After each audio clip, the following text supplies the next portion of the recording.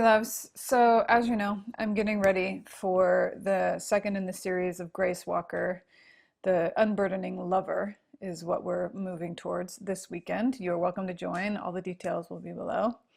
And what I wanted to address related to that in this video today is one aspect of the complexity of female sexuality. So there's a lot of them. And what we're looking to in the Grace Walker series is unburdening, right? Kind of going for what I'm asking to be shown and to be able to really articulate are what are some really simple fundamental keys to turn in the lock to actually unburden things. We unburdened anger last time. Now we're going to unburden the potency of female sexuality, coming into deep feminine reality, underneath, beyond the pendulum swing between repression, reaction to that repression, underneath of all the ways that we try to identify or posture around sexuality, all the power plays, all the everything, to unburden it and really let it be the nourishment and the incorruptible source of joy and remembrance that it can be, and I believe was meant to be. So, and healing and catalyzing and alchemizing and all these things. So what I wanted to do in this video is just, it's kind of fun to visit these 6 archetypes of lover, right? So I made this quiz, and many of you haven't read the newsletter because you're not on my newsletter list, but this was in the newsletter, that I made a quiz a few years ago, and it was called "What Kind of Lover Are You?" And it went through all these questions to end up at one of 6 lover archetypes: the priestess lover, the lover queen, the daughter of Aphrodite, shadow lover, wild lover, and virgin lover. And I thought it was fun.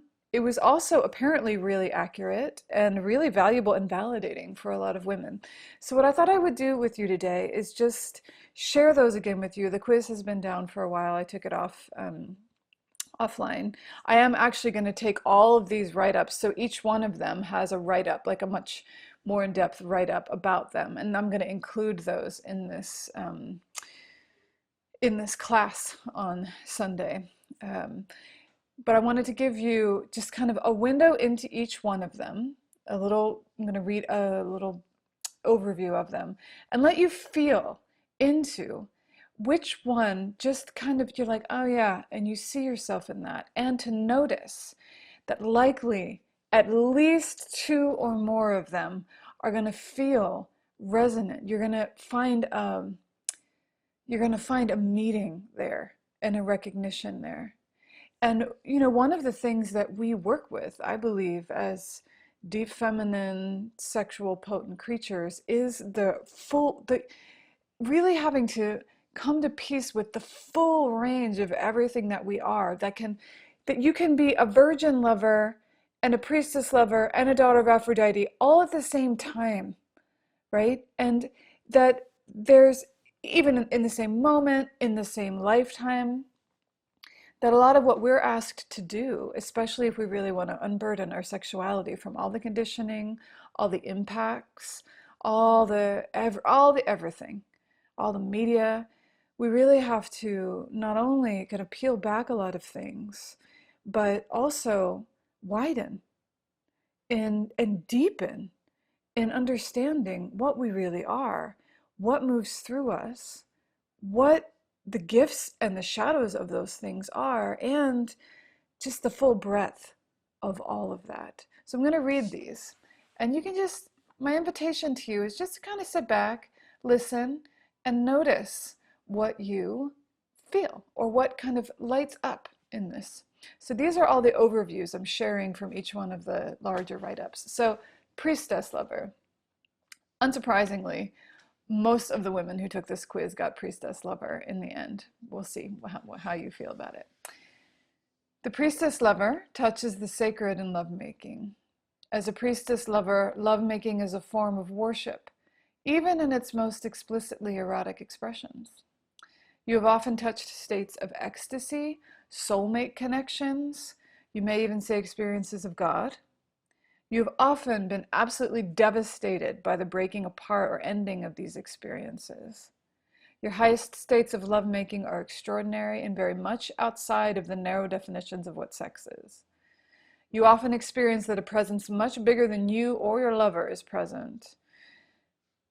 That's all the beauty of it. The challenge is to navigate the tension between the beauty you experience and the reality of all the gritty, vulnerable complexity that sexual intimacy creates.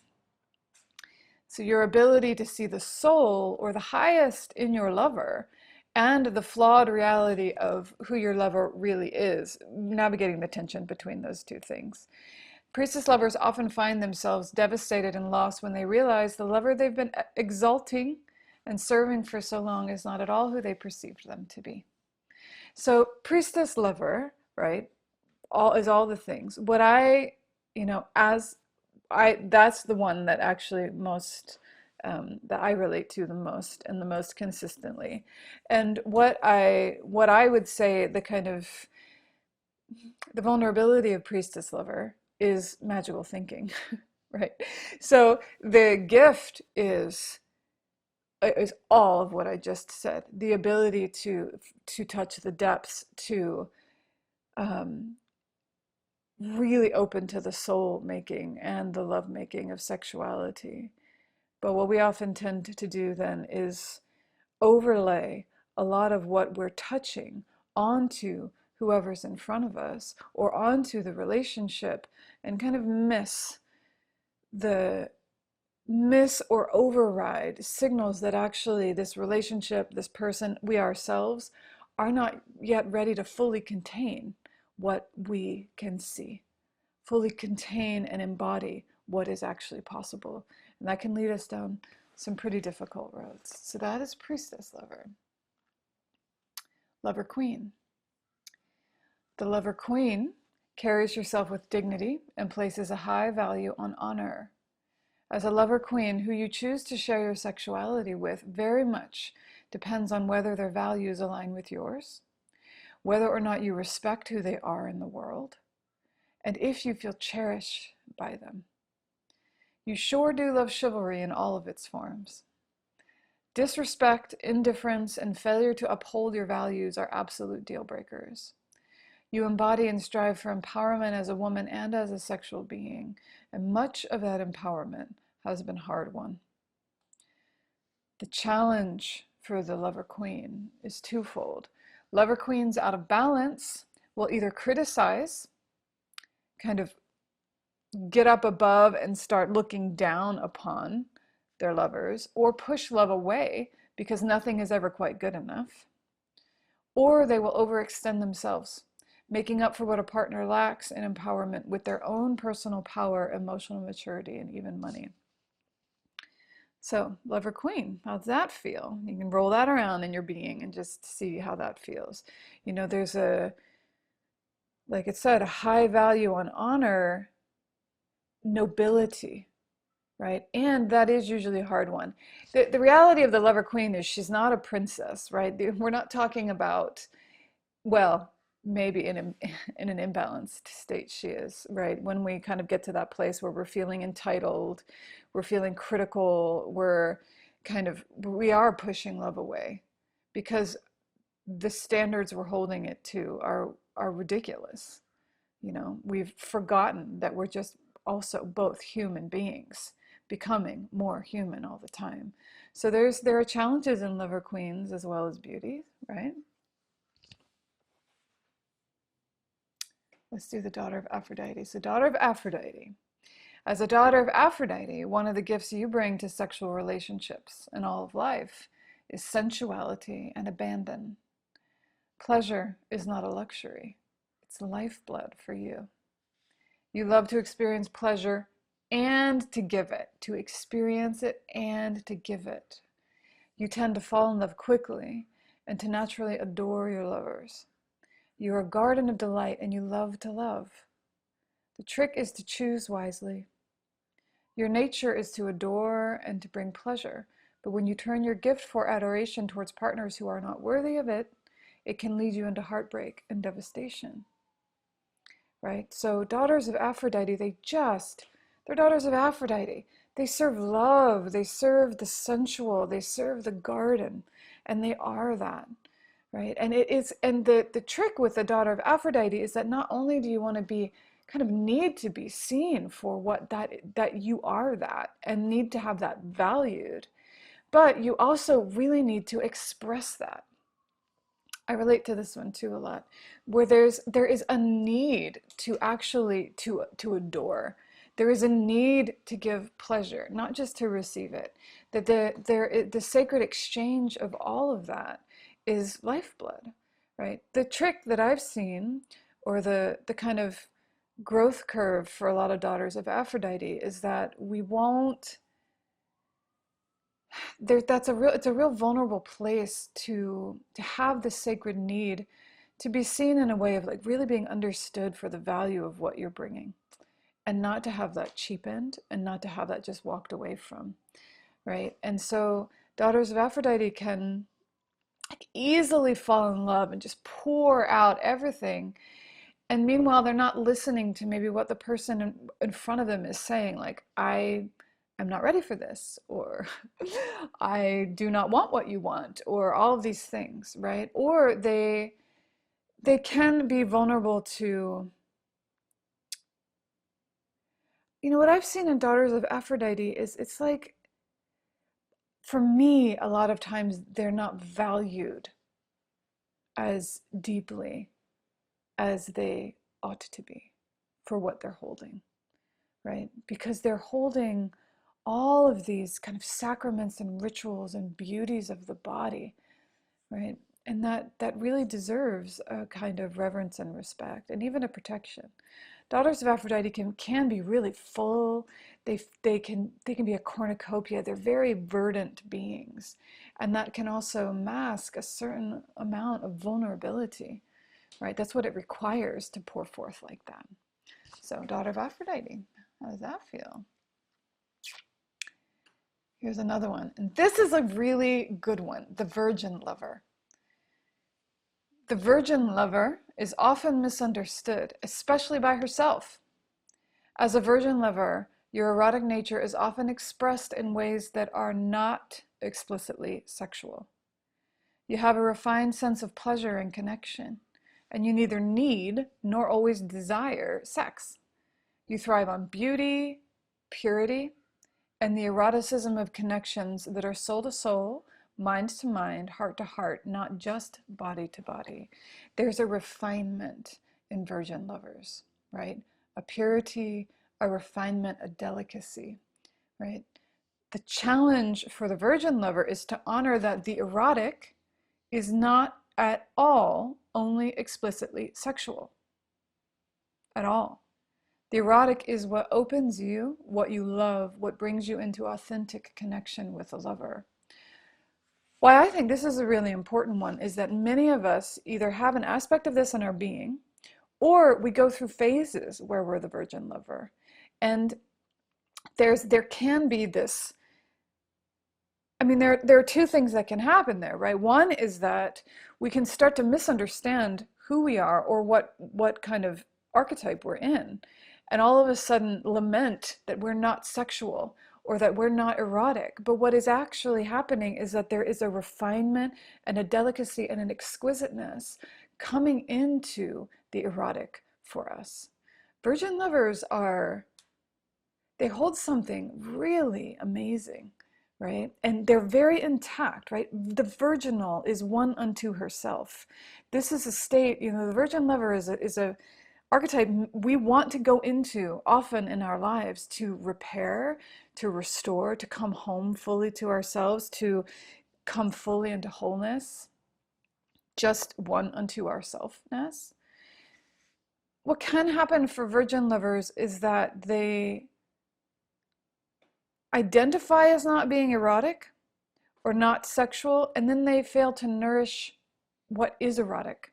So they dry up, right? They become more brittle and dry rather than more supple and more full, because they're containing their eroticism, because they're holding that energy and cultivating it inside, right? So a virgin lover, for me, virgin lovers You know, there's something really beautiful when a virgin lover starts to ask, what is erotic in my life? Meaning, like, not that what gives me an orgasm or what like fires me up and gets me hot, but what like opens all my petals, you know? What state of being or what touch allows me to just like, oh, just receive the purity and the delicacy of it and just open like a flower, right?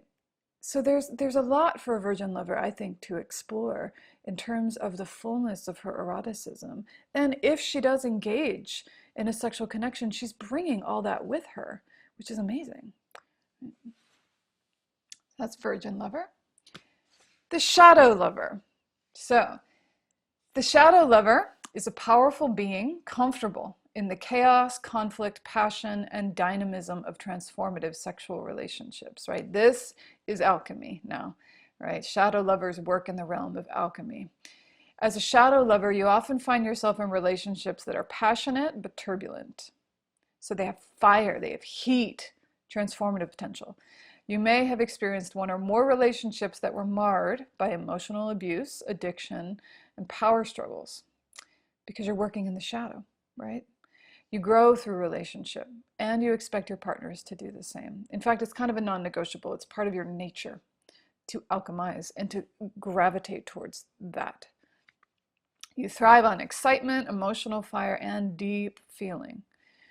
Your challenge as a shadow lover is to choose and cultivate a sexual relationship that offers passion without so much chaos. You can have the depth and fire and dynamism and alchemizing, all of it, transformation, without all the repetitive conflict, all the push and pull, all the emotional dynamics that ultimately leave you sad, alone, and stuck. So, you know, shadow lovers, I think this is a really good archetype to look at. Again, to me, this is one that we often kind of move into, especially depending on what lover we're choosing. Because when we're choosing certain lovers, we're going to go into the shadow with them because that's just what we do together, right?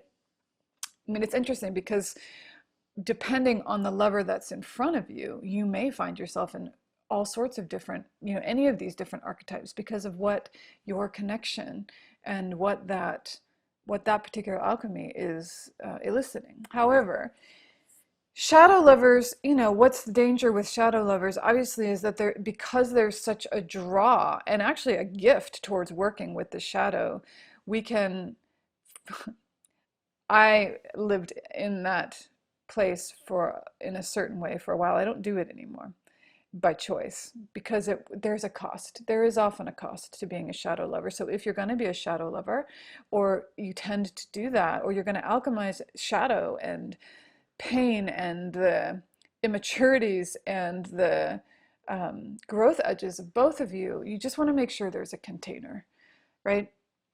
Otherwise, it is just power struggles and it is just endless repetitive conflict and argument and potentially worse, right? So you want to make sure as a shadow lover that you have a container around what you're alchemizing. A container meaning you guys have agreements, the two of you. You sort out how you're going to work with the grit that you encounter. You get outside help, right? It's all about container when you're a shadow lover or when you're in a shadow lover partnership, right? You don't have to work hard to go to the depths, and you don't have to work hard to have the passion. It's obviously already there. Just, you know, I had a long hang with a sister of mine who's a sex worker, and I think from talking to her, if you're drawn to sex work and you're often working with shadow, you're meeting some of the, you're often meeting many different aspects of sexuality that are wanting resolution, that are wanting to be met, to be brought to a higher order, right? And therefore, a lot of the same principles apply. So that's the shadow lover. And the last one is the wild lover. The wild lover thrives on the natural, the free, the untamed, and undomesticated, not just in sexuality, in life as a whole. Wild in this case doesn't refer to getting wasted and dancing on tables. Wild for the wild lover is a natural state, an untamed state, a state of freedom. As a wild lover, you're drawn to sexual relationships in which you feel natural and free, where sexuality is natural and is a natural and healthy part of your togetherness, and where nature actually is very much a part of your erotic life. The challenge for the wild lover is to understand and respect the ways in which sexuality is not always simple and free. It's important for your well-being, if you relate to this, to choose lovers that are not just natural and free, but also wise and emotionally mature enough to really care for you. So, the wild lover has this kind of natural, earthy, free, untamed, undomesticated, right? Informed, erotic, informed by all that is, by creation, by the beauty of nature and all of this. And that simplicity and the natural ease of it, or the yearning towards that, can be complicated by an unwillingness to also understand and meet and address the fact that sexuality is not just wild and free and natural. In its nature it is, in its essence it is, but it is also by its essence meant to alchemize, catalyze, deepen, all of these things. So wild lovers want to be careful that they're going to be drawn to lovers who are also wild and free and have a certain natural, sorry that's so loud out there, certain naturalness, healthy ease around sexuality. But remember that you are also going to need to be held in that and be met by a certain level of emotional maturity and care. So those are the six: the priestess lover, the lover queen, the shadow lover, the virgin lover, the wild lover, and the daughter of Aphrodite. I offer those to you just to consider, as I'm moving towards Grace Walker and the unburdening of female sexuality. I mean, obviously, these are just six archetypes that I kind of, put together and articulated one way, one lens through which to maybe glean some treasures. What is, and in that, one of the things that I think can unburden sexuality very much for us is to move deeper than identity and move deeper than personality, move deeper than like what I prefer, the kind of partner I like, move deeper into our own nature, right? A more, that deeper octave of the soulful, the archetypal in a way, what all these are, which are looking towards, what's really happening? What are you really yearning for in these loverships, right? And what is your nature really made for? And how can you care for that in a way that allows you to be fully in your nature without, for instance, the wild lover just becoming reckless, or the virgin lover just becoming brittle and dried up and kind of and dry, right? In a certain way. And without the priestess lover being constantly heartbroken and, rolling through one soulmate relationship after the other that just doesn't work out for some reason, or all the things, the lover queen, rather, her not becoming just an entitled bitch, who doesn't actually ever allow love in. So it's really part of why I like coming together in these series, in these depth practicums, is because we bring forward the depth and the beauty and the, all of the deep feminine sensibilities around these things. And we always ask ourselves, in the light of those, where are we distorted? Where could we use some polishing? Where do we have a misunderstanding or a blind spot? Like, where can we even more deeply and really more skillfully steward what we are, the true nature of what we are.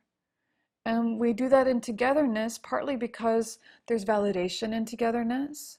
We can see each other, we can fortify each other, and because all together, we're all looking towards our own illusions. We're all being honest with how many times we've made the same kind of mistake or gone into the same pattern, and we can free ourselves in that. Self-transparency is what we need. We need to be able to look and see what really is, both the incredible beauty of what moves through us and what we actually are, and all else that we are, and all the things we might need to see that we might not want to see. We do that in togetherness. So I welcome you to join me. I hope it was valuable for you to hang out with me and listen to these archetypes. I keep thinking of last year, the 9 months of her mystery school just ended, and last year, for the first time, I did something called Priestess Council, which was a smaller council of women who'd been with me for 3 years or more and moved through the first and second years and everything. And we kind of came together and we counseled once a month. And there was one of those calls where I'm looking at, when we were all on video, and I'm looking at all these women, and it was this beautiful moment of, there were sex workers, there were strippers, there was a celibate Buddhist nun, there were priestesses, there were mothers, single mothers of children, there were a whole span of ages, and I realized, and there was no tension. There was this beautiful togetherness, and I realized I was looking at this kind of palette of the erotic, of deep feminine erotic. And it was a moment where it was so seamless.